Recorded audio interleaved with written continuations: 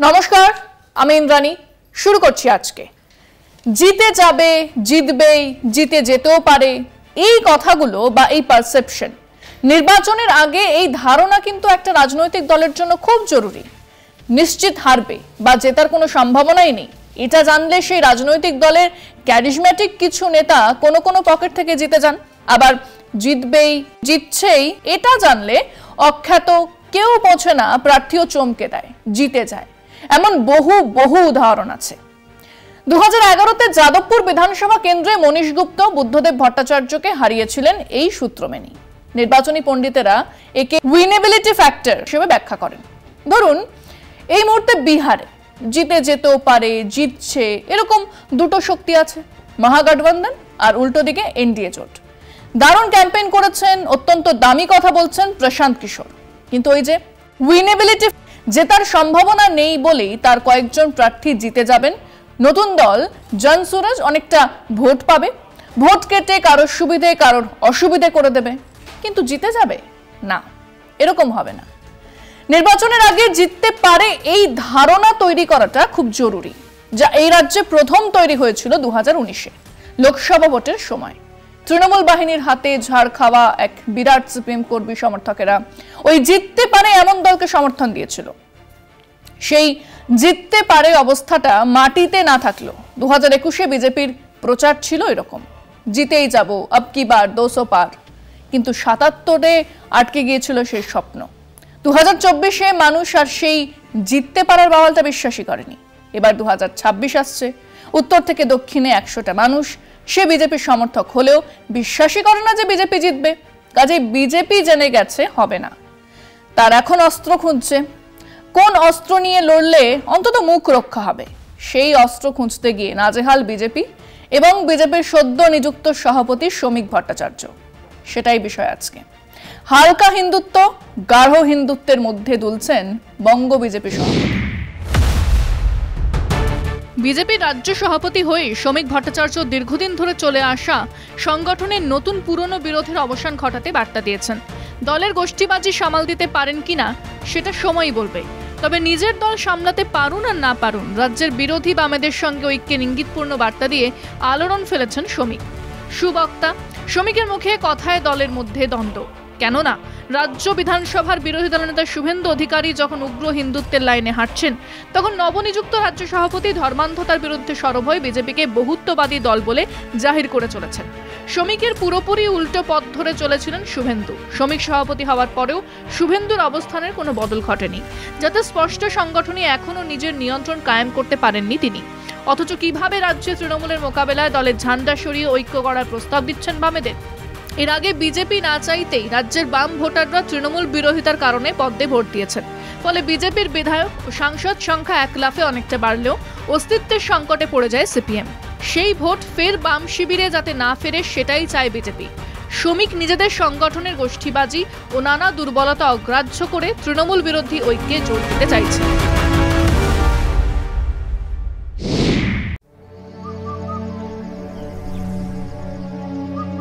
আপনার প্রিয় মাকাই বাড়ি এখন নতুন প্যাকে। হ্যাঁ, 2026-এর আগে বিজেপি নতুন অস্ত্র খুঁজছে বলেই কোনো এক শিবিরের ওপরে ভরসা রাখতে পারছে না, কোনো একটা স্লোগান, কোনো নির্দিষ্ট একটা রণনীতির ওপরে ভরসা রাখতে পারছে না বলে নির্বাচনের আগের বছরে শ্রমিক ভট্টাচার্য হলেন সভাপতি। বিজেপি দিল্লি নেতৃত্বের হাতে কি অন্য কোনো অপশন ছিল? দিলীপ ঘোষকে ফেরালে শুভেন্দু শিবির বসে যেত।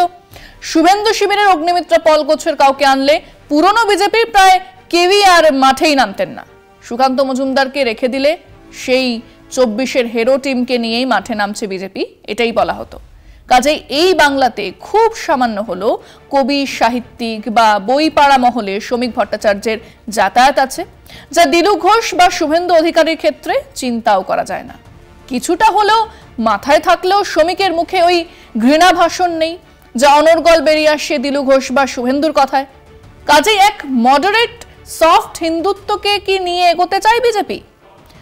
সমস্যা হলো চূড়ান্ত হিন্দু মুসলমান মেরুকরণের আবহে সেটা কতখানি কাজ করবে। আবার একেবারে হিন্দু ভোটেই জিতে যাবে বিজেপি, সেই স্বপ্ন বাস্তবের ধারে কাছেও নেই।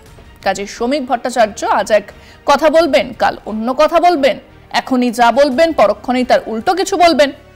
আসলে বাংলার মাটিতে একেবারে অনুপযুক্ত বিজেপির এই রাজনীতিকে শুভেন্দু, দিলীপ ঘোষ দেশভাগ আর তার পরবর্তী ঘৃণার আবহে নিয়ে যেতে চাইছিলেন, তা কাজ করেনি, বা সেই কাজে খানিক হাত দেবার পরে তা থমকে গেছে। আপাতত এক ন যজৌ ন তস্থৌ অবস্থা। তার উপরে পারসেপশন, মানে মানুষের ধারণা 2026-এও হবে না।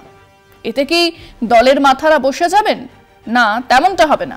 কিন্তু বেশ কিছু মধ্যের নেতা কর্মীরা তৃণমূল নেতাদের সঙ্গে যোগাযোগ রাখবেন। দলের খবরাখবর বের হয়ে যাবে। তলার সারিতে বাম দল, বিশেষ করে সিপিএম থেকে আসা কর্মীরা এবারে শিবিল পাল্টানোর কথা ভাববেন। আর সামনে গত এক দশকের মধ্যে সবথেকে খারাপ ফলাফলের আশঙ্কায় নতুন সভাপতি আরো নার্ভাস হবেন।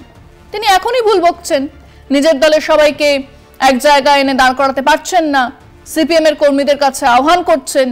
সব মিলিয়ে গ্র্যান্ডফাদার ক্লকের পেন্ডুলামের মতো টিকটক টিকটক। আমরা আমাদের দর্শকদের জিজ্ঞেস করেছিলাম, শ্রমিক ভট্টাচার্য নিজের দলের সব নেতাদের এক জায়গায় এনে দাঁড় করাতে পারছেন না। তিনি সিপিএমকে ডাক দিচ্ছেন ঐক্যবদ্ধ বিরোধী জোট তৈরি করতে। তিনি কি নার্ভাস? তিনি কি খেই হারাচ্ছেন? শুনুন মানুষজন কি বলছেন।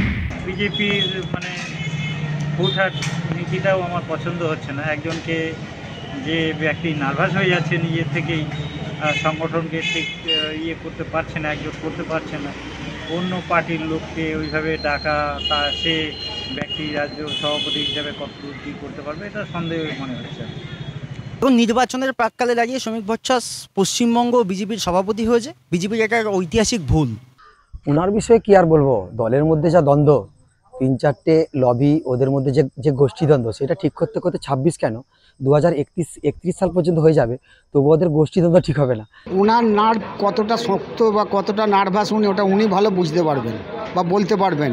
আমাদের দিক দিয়ে মনে হচ্ছে যেহেতু দলের লোকের সাহায্য পাচ্ছে না বলে বাইরে থেকে লোক জড়ো করার চেষ্টা করছে।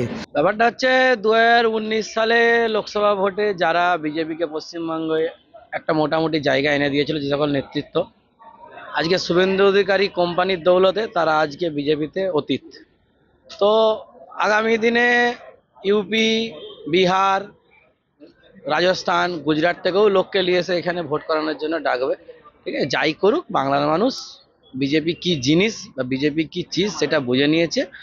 একদম সম্পূর্ণ নার্ভাস হয়ে গেছে, বুঝতে পারছে যে পশ্চিমবঙ্গের যে হাল, তাতে 50টা সিট পাবে কিনা সন্দেহ আছে। সেই জন্যই মানে যে কী বলে, বিজেপির যে এখন নতুন সভাপতি হয়েছেন শ্রমিক ভট্টাচার্য, সে চেষ্টা করছে এইভাবে ভোটটাকে বিভাজন করে যাতে একটা লড়াই দেওয়া যায়।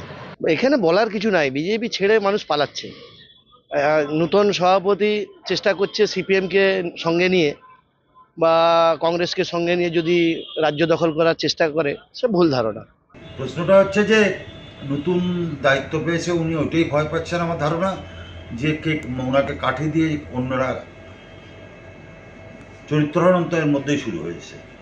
আপনারা দেখেছেন ফেসবুকে কতটা সাকসেস হবেন উনি। উত্তরবঙ্গে এতগুলো সিট ছিল, এবার তো আমার যেটা মনে হয় অনেক সিট কমেও যাবে। বিজেপি আগে দিলীপ ঘোষকে সামলাক, তারপর রাজ্য দখল করবে। আর সিপিএম বিজেপিরই বি টিম, আর কংগ্রেসও বিজেপির বি টিম, রাজ্য দখল করতে পারবে না। আপনি বিষয়টা ভালো করে বুঝুন। বিজেপি সভাপতি পদ খুঁজে পাচ্ছিল না, কাকে সভাপতি দিতে হয়। একজন ব্যাকডোরে চলে গেছিলো, তাকে সামনে নিয়ে এসে শ্রমিক ভট্টাচার্য হাফ পাগল, আমরা বসিরহাটে মানুষে দেখেছি। তিনি বিজেপির একবারের বিধায়ক ছিলেন, কিন্তু তিনি এখানে আমাদের মমতা ব্যানার্জি, অরূপ বিশ্বাস, আমাদের সবাইকে ভগবান রূপে পুজো করতো, তাদের মাধ্যমে সব কিছু হয়েছে। আর কি আমাদের সম্মানীয় দিদি রয়েছেন মুখ্যমন্ত্রী মমতা বন্দ্যোপাধ্যায়, সর্বোপরি উনি ওনার ছবিতেই কাফি, বিজেপি ছবিতেই ফিনিশ হয়ে যাবে। যে গভর্নমেন্ট কিছু ইনিশিয়েটিভ তার বিরোধিতা করো তোমরাও নেমে। তোমরা যখন দেখছো বিজেপি বাড়ছে, তখন তোমরা আবার তৃণমূলের সাথে হামে হা মিলিয়ে দিচ্ছ। দিল্লি গিয়ে তাদের সাথে বসে বিরিয়ানি খাচ্ছ, আর বাংলায় এসে শো করছো যে উই আর দ্য অপোজিশন, আমরাই লড়ছি।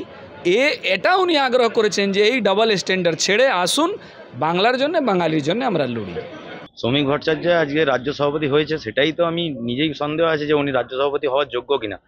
আর এই মুহূর্তে যে কংগ্রেস সিপিএম যে ওরা জোট করতে চাইছে, ওদের এখন দলের লোক নেই, সেই জন্য ওরা মানে অন্ধকার জগতে বাস করছে। শ্রমিক ভট্টাচার্য সভাপতি হওয়ার পরে উনি যে বার্তাটা দিয়েছেন মানুষকে ধোঁকা বানানোর কথা, পশ্চিমবঙ্গে তৃণমূল কংগ্রেস যেভাবে উন্নয়নের কাণ্ডারি মমতা ব্যানার্জি, সেখানে শ্রমিক ভট্টাচার্য তার পায়ের তলায় মাটি শক্ত পাচ্ছে না, যার জন্য মানুষকে বিভ্রান্তি সৃষ্টি করছে। একদম 100% নার্ভাস শ্রমিকবাবু, কারণ উনি জানছেন যে আমার দলের মধ্যে বিভাজন তৈরি হয়েছে, সেই জন্যে উনি বাম দিকে জোট করতে চাইছেন। উনি এখন নিজে কোনো কিনারা কুলকিনারা পাচ্ছেন না। উনি দেখছেন যে বিজেপি পতন অবস্থাতে উনি এসে গেছেন এখানে, এবার উনাকে দল থেকে করেও দিয়েছেন। এবার উনি দেখছেন যে আমার কিছু করারও নাই, এখন যে হোক আসুক, সিপিএম থেকে আসুক, কংগ্রেস থেকে আসুক, যে হোক আসুক, আসলেই হবে, দলে কিছু লোক থাকলেই হলো, চাই ভোট পড়ুক আর নাই পড়ুক। কপাল কপাল, কপালের নাম গোপাল, কথাটা আমি মানি না, কিন্তু এই কথাটা সেই অর্থে সব থেকে বেশি ভালো খাটে দিলীপ ঘোষের ওপরে। যে সময় সিপিএম এর র্যাঙ্ক অ্যান্ড ফাইল তৃণমূল বাহিনীর সামনে অসহায় হয়ে বিজেপিকে আঁকড়ে ধরেছিলেন, ঠিক সেই সময় তিনি দলের দায়িত্বে এসেছেন। কিন্তু কেবল কপাল নয়, খানিক পুরুষাকারও ছিল।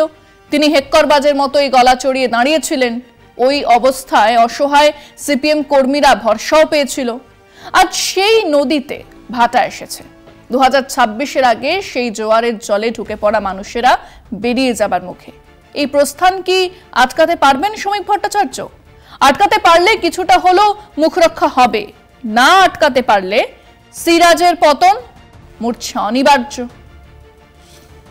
আজকে এ পর্যন্তই। দেখতে থাকুন কলকাতা টিভি, রাত দিন 7 দিন।